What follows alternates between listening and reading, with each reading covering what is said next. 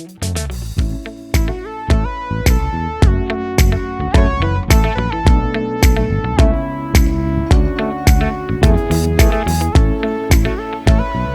there.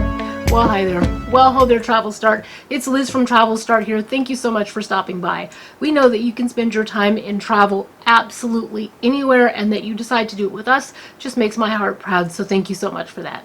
As always, don't forget to like, subscribe, share, hit the notification bell so that you'll be made aware when new content comes out. Also consider becoming part of the Travel Start family. We're building a culture of kind, like-minded fellow travelers, people who want to get out, see the world, who want to be a part of a community, and who just want to experience what this world has to offer. So if that's you, please consider becoming part of the Travel Start family. Also get social with us. Check on us on our other social media outlets. Facebook is where a lot of our posting happens, but also on Instagram and of course YouTube as well. Okay, so today's video is the first in a series. We're doing a vlog for our upcoming group cruise. As you guys know, we have a 10-day Southern Caribbean cruise out of San Juan on March 22nd, 2020. Comes back on April 1st aboard the Norwegian Epic that we're super, super excited about. And so at this point, you're probably saying, well, you're 24 days out. What do you need to do at this point? Well, of course, I haven't started packing bags yet. My husband and I usually do that the week that we're about to leave. But you do want to go and check in. So if you're on a cruise, or if you are, it's typically a cruise thing. You want to make sure that you've done all your check-in stuff. So there's a document that you go to, and it includes your passport information. It makes sure that it's up to date and valid and that you can travel. You want to make sure that your visa, if you need a visa where you're going, is, you know, taken care of and everything is in good standing. That's an excellent thing to do. It should have been done a while back, but it never hurts to double check just in case you get in a situation where last minute, you know, you need to do that. So there's that. The other thing that you want to do this far ahead is you start planning what you want to wear. You want to go on to a weather app and see what the weather is supposed to be like. Of course, we're going to several islands in the Caribbean, and they are somewhere in the high 70s to mid to lower 80s, so we're expecting a tropical 80 degrees. That being said, 80 degrees in California, I'm in northern-ish California, is very different from 80 degrees in the Caribbean. That's what I was trying to say. Sorry. Whew! Brain went 6 directions right there. Okay, so it's going to be more humid there.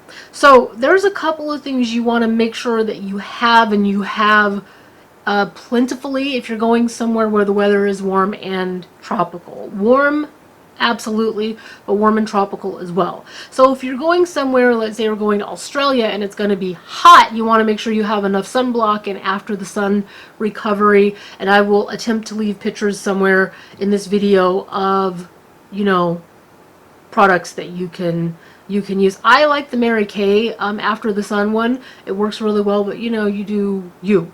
But you want to do that.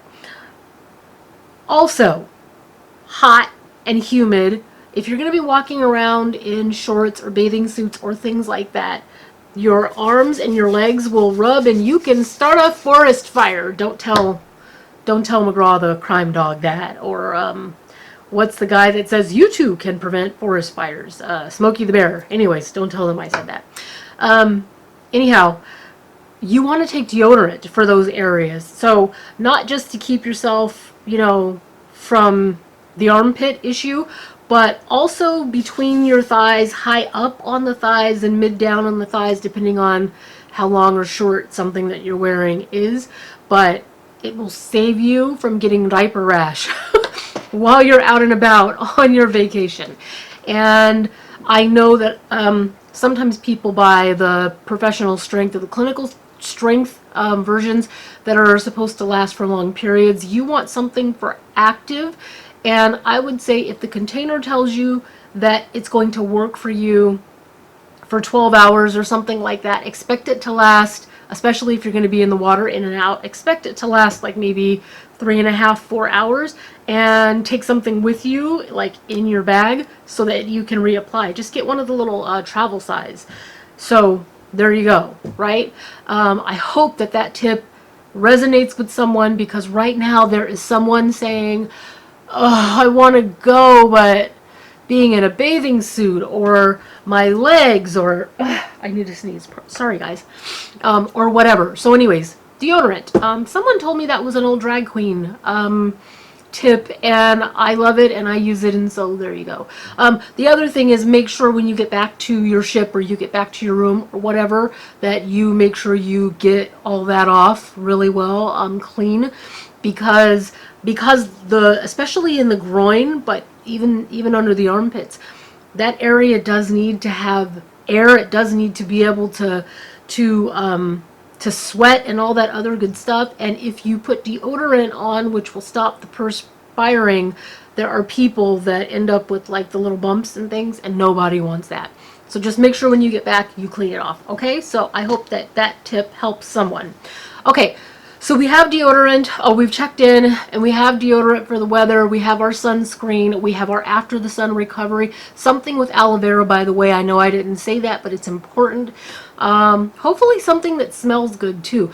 I always find that if you are using an after the sun item that has a very strong fragrance, that after you've put it on and you're sitting for a while, it can give you a headache if the smell is too strong. So make sure you like the smell, make sure there's aloe vera in it, and make sure you take like a retail size product with you, because you may go out in the sun in the morning, then you may go out in the afternoon, and you may go towards the evening, and so you're going to be running through that product much more quickly. And for us, we're going for 10 days, so that's a nice long time to like be using all of that product every day, multiple times out of the day. Another thing about sunscreen, I know we're off this topic, but it's important to say that sunscreen, if you read the back of your bottle, will tell you how long the SPF is going to work. Most people think they put it on once and they're good. One, make sure it's not expired, because SPF is a over-the-counter prescription drug type of a product, over-the-counter drug product, and they can expire. But even beyond that, usually if you're sweating and you're going in and out of the water, you will need to reapply your sunscreen multiple times.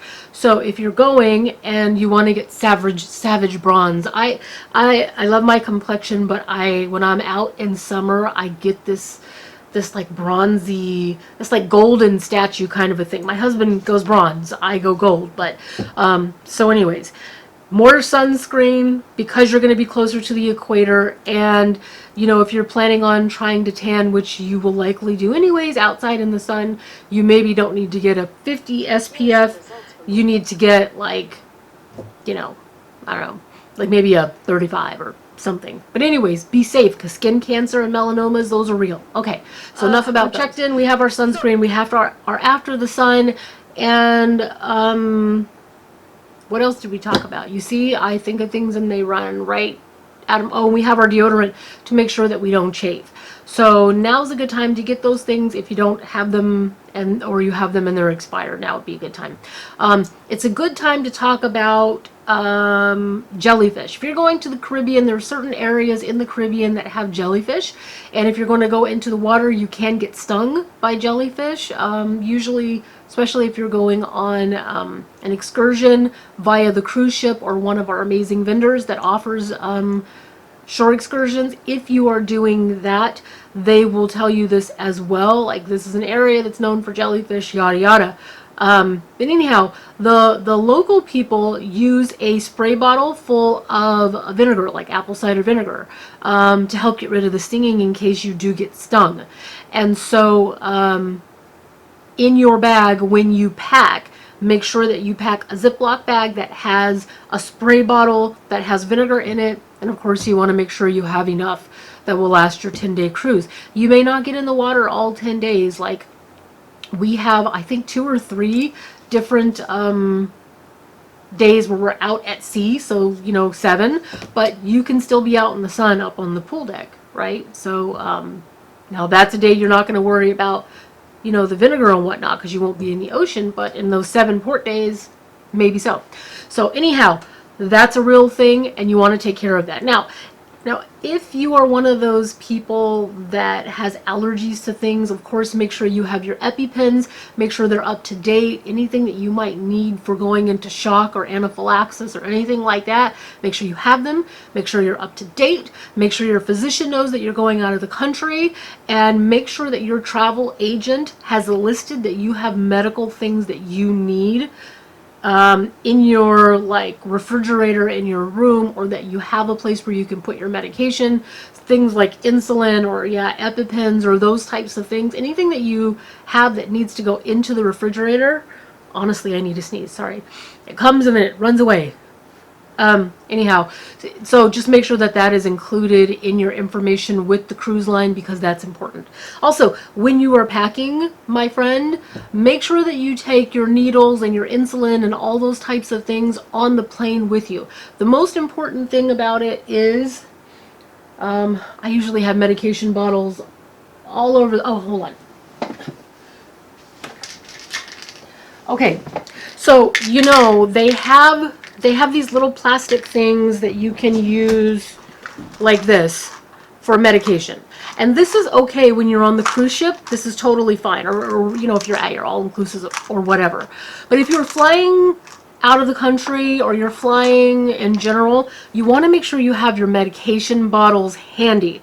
And it does need to have, I'm not going to show you my label, but it does need to have your first name, your last name, etc., on there, and the information on this package needs to match what's on your passport. I feel like that's kind of like common sense, but as we know, sometimes common sense is not so common. So do take, this is great, but make sure that you have your bottle as well.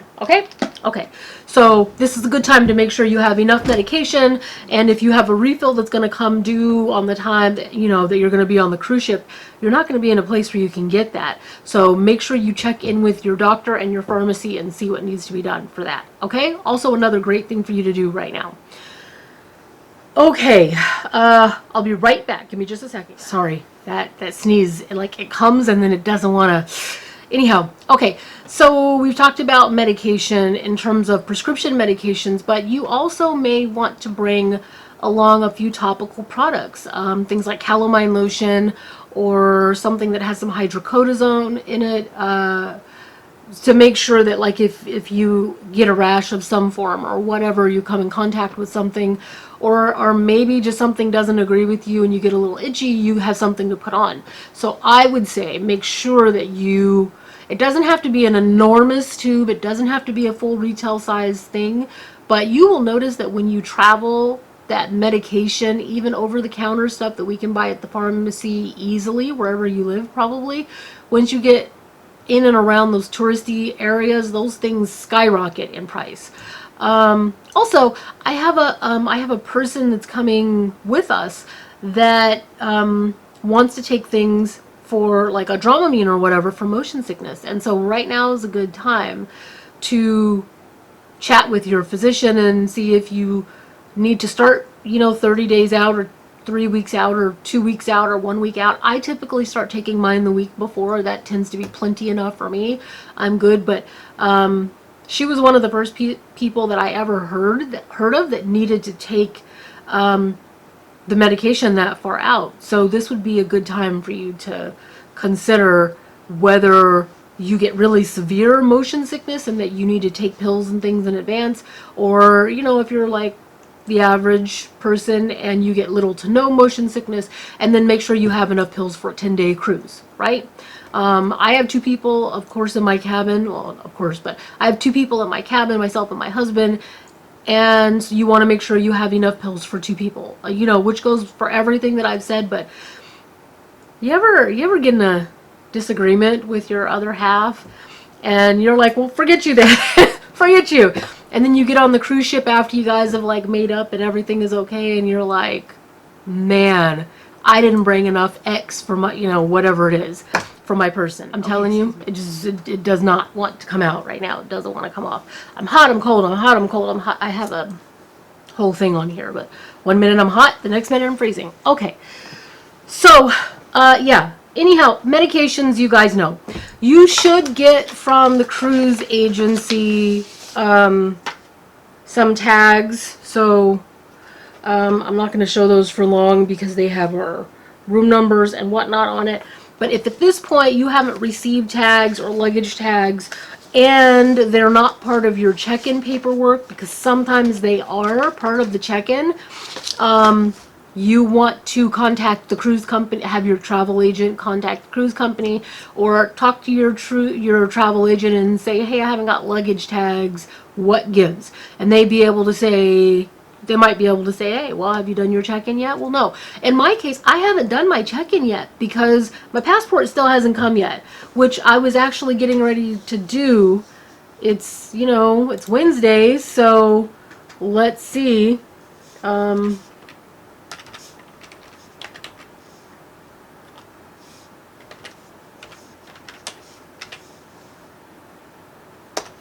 Let's see if I can find the website here. It's usually like a travel.state.gov type of thing. And then once you get inside, yeah, travel.state.gov, once you get inside of that, there's typically somewhere in this area where you can check to see what's happening with your passport.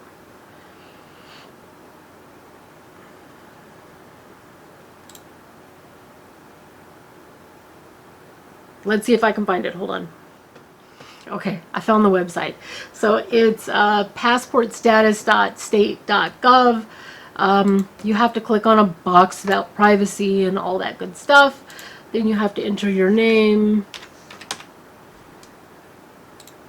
and your date of birth, the last four of your social, and then their code.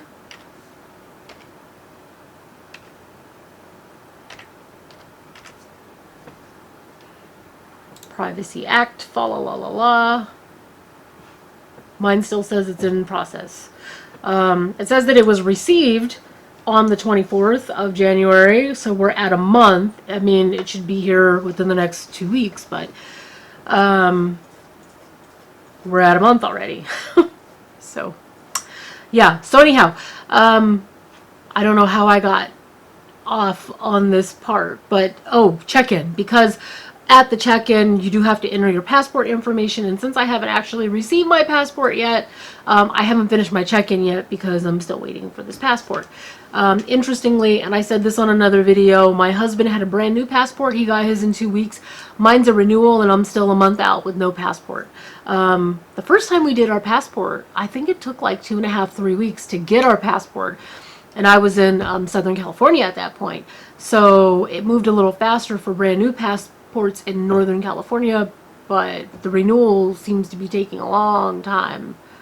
It just says that they are renewing your application and supporting documents. Okay, so in terms of your tags, that's what I was saying. With the tags, sometimes you don't get them until you finish your check-in process, or they're printed out once you finish your check-in. But you want to make sure that you get those. So that's another thing that you can do at this point in the process 24 days out. Okay, so you can take with you on a cruise certain items, and certain items you can't take with you, and that includes flying and, you know, certain things that you can take with you and certain things that you can't, some things that have to be checked. And so in the next video, we will talk about what items you can pack in your luggage. But that's it for today. So I hope you guys got some value out of this. I hope you were somewhat entertained, and hopefully I saved you guys from starting forest fires. So that's it for today. As always, lots of love and gratitude and happiness and warmth and just great, great memories. And I'll see you guys on the very next video. Okay, bye guys. Bye.